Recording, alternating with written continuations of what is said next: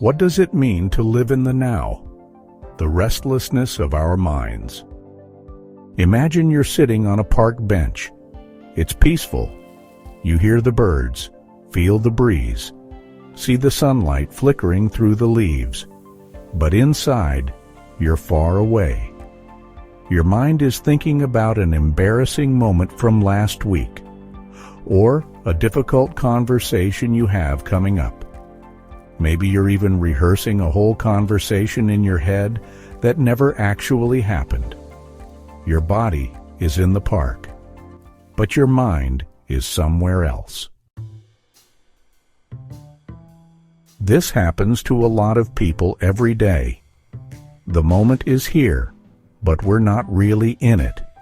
Instead, we're thinking about what happened or what might happen. And that's where the problem starts. Our mind is a traveler. It constantly jumps between memories and expectations. It analyzes, compares, and judges. And it often does this so automatically that we don't even notice how little we are truly present in the current moment. Many people live their lives in their thoughts and miss what is actually happening.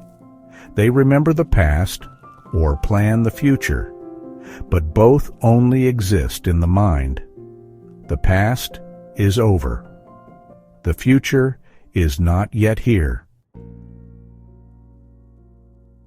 What remains is this single moment, the moment that's happening right now. But why is this so hard to accept? Why is it so difficult for us to just be here? One reason is our thinking has become a habit. It gives us a sense of control. When we think about something, we feel prepared. When we plan, we think we can control the future better. When we analyze, we feel like we understand the past better. But all of this comes at a price. We lose touch with the present. The present moment can feel too simple, too quiet, almost empty. And this quietness scares a lot of people. So our minds fill this emptiness with stories. Some of them are nice, many are not, because our minds tend to look for problems. They want to solve them, and if there aren't any, they invent some. This creates a constant inner noise. But what if this stillness isn't empty, but full of life? What if, in this seeming simplicity, there's something we've forgotten? A feeling of peace, of clarity, of real connection with what is. Life happens in the present moment. Not yesterday, not tomorrow, only now. And in this now, there's a power we mostly miss. It's not spectacular. It's not loud. It's not dramatic. But it's real. And it's always there if you're ready to look. It starts with a simple observation. For example, where is my attention right now? Am I really here? Or am I lost in thought somewhere else? These questions aren't some kind of brain teaser. They're a doorway to something deeper. Because as soon as you realize you're not present, you've already taken a step closer to it. And that's the first step. Not a big one, not a dramatic one, but a real step. Back to yourself. Back to life. What really is this now everyone's talking about? Is it just the moment that's passing by? A point between the past and the future? Or is it something more? The now is not just a window in time. It's not just a moment on the clock. It's the only place where life truly happens. Everything else, every memory, every worry, every plan exists only in your mind. The past is a picture you save. The future is an idea you create. But the now is reality. The only moment you can truly breathe, hear, feel, live. If you look closely enough, you'll realize everything you've ever experienced happened in a now. Even the things you remember were once present. Even the things you anticipate, when they happen, will only take place in the now. But because our mind is so programmed for time, it's hard to really grasp this simplicity. The mind loves complicated things. It looks for patterns, for stories, for meanings. It lives on time, on yesterday and tomorrow, on what-ifs and if-onlys. The present moment has little to do with that. It's quiet, yet full of depth. It doesn't ask who you were yesterday or what you want to achieve tomorrow. It only asks, are you here now? This presence isn't something you achieve. You don't have to do anything special to be in the now. Actually, it's often more about stopping. Stopping wanting things. Stopping distracting yourself. Stopping identifying with your thoughts. You don't need a perfect setting. No meditation cushion. No special ritual. You only need to decide to be here with your attention. For example, feel your body right now, maybe your hands, or your feet, not as a thought, not as an idea, but as a direct sensation. How do they feel? Warm? Tingling? Calm? Just notice. Don't judge. Don't try to change anything. Or listen to what's happening around you. Sounds, voices, birds, traffic. Listen without labeling anything. Just let the sound be there, and then notice yourself listening. In these moments, something remarkable happens. You fall out of thinking into being. You don't become someone else. You simply become you. Not the me with the story, not the me with the problems, but the conscious me that simply is. Many people say that in these moments they feel a deep inner peace, not because all their problems have disappeared, but because for a moment they no longer identify with them. It's as if a weight has been lifted from their shoulders, as if the pressure of thinking eases, and underneath it lies something that has always been there. Stillness.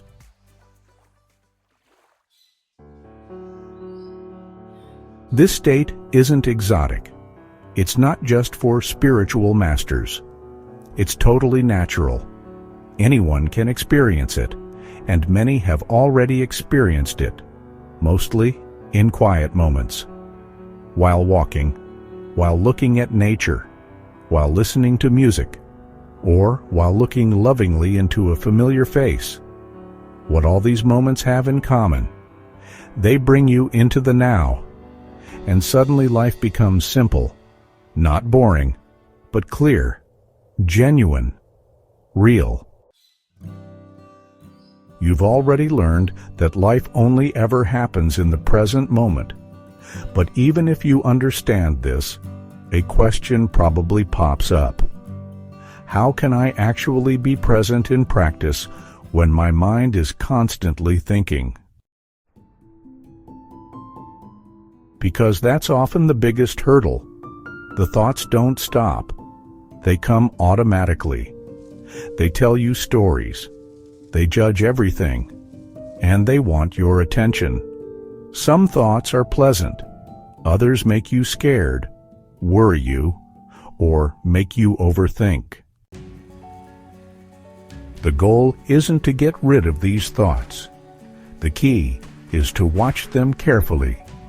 Without thinking, they are you. Imagine your mind is like a river. The thoughts are the water flowing in it. You are not the water.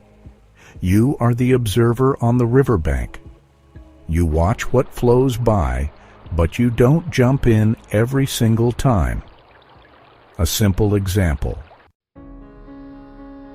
You're on the train, and suddenly a thought pops up like, I forgot to reply to the email. The next thought is, what if my boss thinks I'm unreliable? And boom, you're in a movie of inner images and emotions. What if instead you said, there's a thought about the email, and then you watch the next thought arrive. You don't comment. You don't follow it. You just watch. This creates a little space between you and what's happening in your head. This space changes everything. Because if you can watch your thoughts, then you are more than them. You become aware of yourself. And from this awareness, you can decide whether you want to believe a thought or not. Whether you want to react to it or not. This takes practice, yes, but it's a practice you can start any time. You don't need a special place for it, just your attention. If you want to learn to be more present in everyday life, you can start with small anchors. For example, every time you're at a red light, take 3 conscious breaths. Before you enter a room, pause for a moment. Feel your feet on the ground. When you're in a conversation, really listen to the other person, not just with your head, but with your whole body. These small interruptions bring you back to the present moment. They pull you out of your usual thought train and into the here and now. And in this moment, true clarity arises. You become calmer. You become more awake. You notice that you act much less automatically. You are no longer controlled by the stream of thoughts, but begin to live more consciously. Even if you catch yourself drifting off again and again, that's totally normal. It's not about always being present. The important thing is that you notice it each time, and then come back. Back to your breath. Back to your body. Back to this moment. With time, this inner observer grows stronger, and the stronger it gets, the more your whole experience changes. Not because you do something, but because you are. Maybe you're asking yourself, and what happens if I apply all of this regularly? What really changes in my life when I'm consciously present? The answer is much more than you might think, because living in the present moment isn't just a technique.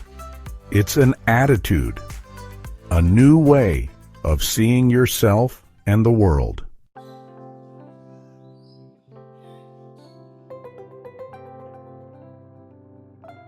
When you are present, you notice how many problems disappear before they even appear. You are no longer a slave to your thoughts, but an observer. You are no longer trapped in old stories, but open to what is happening right now. Stress loses its power because You don't constantly amplify it by overthinking. Fear loses its sharpness because you no longer wrap it up in chains of thought. Self-criticism becomes quieter because you identify less with your inner voices. And what grows instead is stillness. Not the awkward silence where you feel empty, but a stillness that is full. A stillness where you can really feel yourself. You start noticing little things again. The sound of the wind, the smile of a stranger, the warmth of your hands, and you realize that all of this was already there. You just didn't see it. You were too busy with yesterday and tomorrow. The now isn't spectacular, but it's real. It's the place where you become clear, where you center yourself, where you come back to yourself. And that is perhaps the greatest gift. Not that you're suddenly free from problems, but that you deal with them differently, calmer, more aware, more human. Because when you learn to be in the now, you no longer need to control everything. You don't need a perfect past, no guaranteed future. You just need you, here, in this moment. Let's pause for a moment and think about this. What does it mean for you to live in the present moment? How can you embrace the now and let go of past regrets or worries about the future? Take a deep breath and reflect on these questions. Your journey to mindfulness starts with this very thought. Take a few minutes today and observe yourself. When were you truly present today? Maybe it was just a brief moment. Perhaps while walking, drinking coffee, or listening to a sound. Hold on to this moment, not in your mind, but in your heart. Feel how this moment felt, still, clear, alive. And ask yourself, how can I bring more of these moments into my life? If you want to discover more about yourself and find ways to go through life more relaxed and positive, subscribe to the channel. That would help you and me. Thank you for being here today.